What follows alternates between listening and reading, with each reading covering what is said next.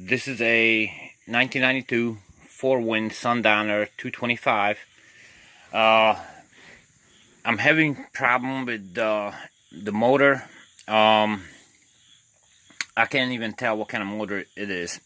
I'm kind of mixed up because the drives, the water drives, right there, it say Volvo Pentra, and that little thing over there says Mercury Cruiser on it.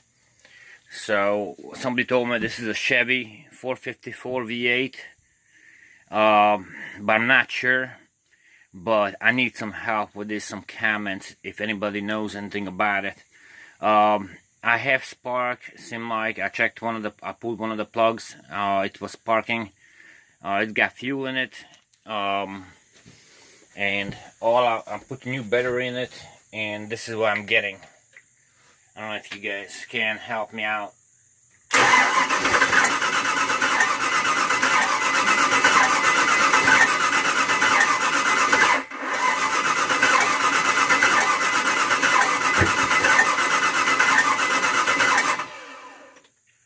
So this is what I'm getting. So if anybody can help me, tell me what should I look for, and or I don't know. I mean, it's got a lot of, some stuff are new on it. I didn't put it on, but the previous owner did. I mean, you can tell right here too. It's got that wire going there to there. And then I got a whole bunch of other crap over here. I got those wires loose. I have no clue what they are.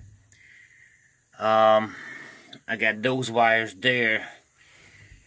I mean, but it seems like it's trying to start, but it won't start. So if anybody out there knows anything about this type of motor and think or know what could cause this, or what should I do, some kind of pointers, I would appreciate it. Thanks, guys.